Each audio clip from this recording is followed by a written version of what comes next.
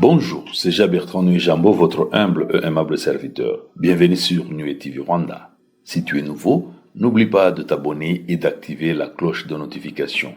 Votre like est le bienvenu. Aujourd'hui, je vais vous partager 4 grandes arnaques qui ont marqué l'histoire mondiale. Les arnaques par téléphone, par mail et les sites internet qui récupèrent toutes nos données pour nous les mettre à l'envers, on connaît. Ces arnaques du quotidien qui demandent une grande vigilance, même si à force, on les voit arriver de loin, des petits joueurs faciles à démasquer. Mais il existe un autre niveau d'arnaque, sœur de maître en la matière. Voici un top 4 de ceux qui jouent dans la cour des grands. Les arnaques tellement énormes. On ne peut pas parler de l'arnaque sans qu'on révèle leur auteur. On commence par l'escroquerie de paille. Grégory McGregory est le mirage d'un pays prospère. Les escrocs savent utiliser des mensonges comme une arme efficace pour obtenir de l'argent et du pouvoir. Mais peu de ces personnes peuvent prétendre avoir créé un mensonge aussi gros que celui du soldat et aventurier écossais Gregor MacGregor. L'escroquerie dépouillée. Orchestrée au début du XIXe siècle par cet homme, est l'un des plus audacieux de l'histoire. Le Poyet est un État fictif d'Amérique centrale imaginé par le mercenaire écossais Gregory MacGregor. Ce dernier, connu pour avoir mis en place de nombreuses escroqueries dans sa vie, inventait le territoire du Poyet sur lequel il prétendait régner comme gouverneur, en fait d'y attirer des investisseurs écolos français et britanniques.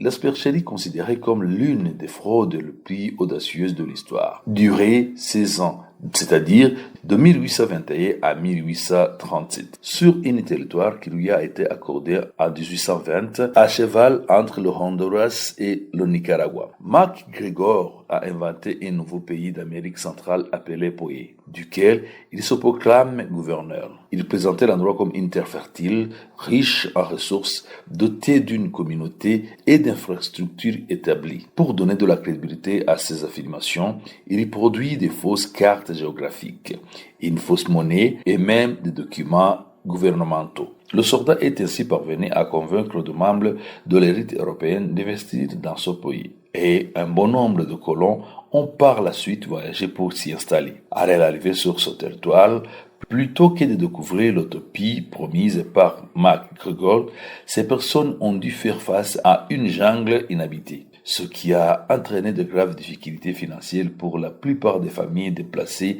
ainsi que la mort de sa 50 colons. L'escroquerie élaborée par MacGregor repose sur les manques de communication fiable de l'époque et les connaissances limitées du public sur les territoires lointains, ce qui lui a permis de voler de vastes sommes d'argent tout en ruinant de nombreuses vies.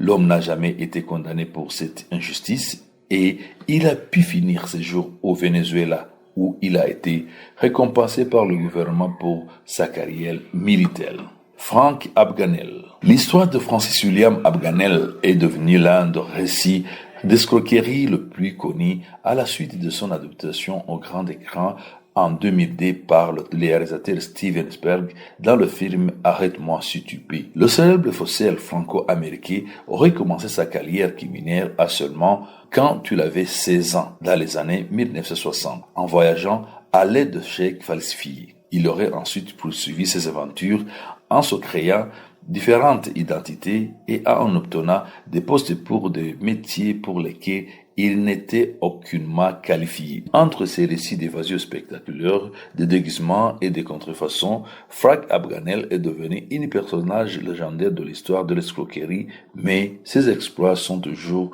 mis en doute par plusieurs spécialistes sceptiques. Sa plus grande arnaque, c'est la terre d'avoir fait gober des aventures fictives ou publiques. Je sais pas. Le système de Ponzi de Charles Amadoff. Le système de Ponzi, parfois appelé pyramide de Ponzi, est une forme de fraude qui consiste à utiliser directement l'argent déposé dans un fonds d'investissement par des personnes ou des entreprises en fait de produire des faux rendements. L'argent récolté par le fonds n'est jamais réellement investi. Il est simplement lentement redistribué aux membres en petites parties pour simuler des paiements d'intérêts. Ce type de système qui dépend d'une croissance infinie s'effondre inexorablement sur lui-même lorsque le nouveau investissement se raréfie et que la demande n'est plus tenable après que l'individu à la tête de la fraude a bien sûr pris la poudre d'escampette avec une majeure partie de l'argent investi. En 1919, l'Italien Charles Ponzi